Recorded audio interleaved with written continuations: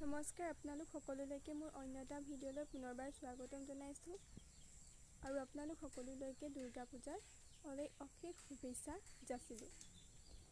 আৰু আমিও আজি গৈছোঁ পূজা চাবৰ কাৰণে। ফাৰ্ষ্টতে যাম মাৰ ঘৰ, তাৰপিছত যাম পূজা চাবলৈ। আমাৰ লগতে বোলে ভাইটি ভণ্টিও যাব, ইহঁতকো লগতে লৈ যাওঁ। আৰু আমাৰ বৰপথাৰতনো কেনেকৈ পূজা পাতে আপোনালোকক অলপ দেখুৱাবলৈ চেষ্টা কৰিম আৰু জনাব যে আমাৰ বৰপথাৰ পূজা চাই কেনেকুৱা বোলে। এতিয়া মাৰ ঘৰ আহি পাইছোঁহি, বেছি দেৰি নাই হোৱা। তাৰপাছত ইয়াৰ পৰা পূজা চাবৰ কাৰণে যাম, আপোনালোকক দেখুৱাই থাকিম। আমি এতিয়া পূজা বৰপথাৰ আহি পালোহি, তো এতিয়া গৈ আছোঁ। চাওঁ আৰু কি দেখুৱাব পাৰোঁ।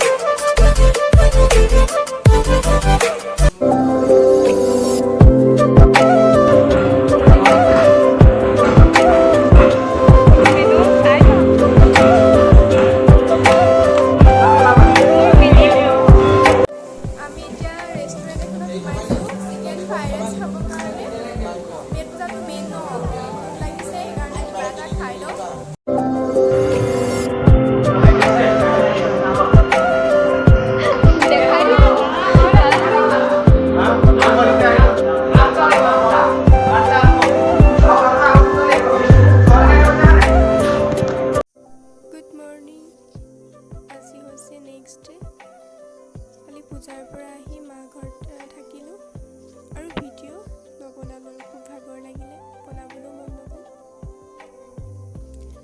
আৰু এইটো হৈছে ৰাতিপুৱাৰ পৰিৱেশ। ৰাতিপুৱাৰ পৰিৱেশটো খুব ভাল লাগে নহয় জানো, সেইকাৰণে অলপ তুলি ৰাখিলোঁ।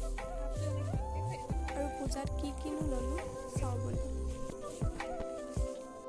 কালি পূজাত এফালে প্লেট কেইখনমান ল'লোঁ, তাৰপিছত এটা জাৰ ল'লোঁ, এইটো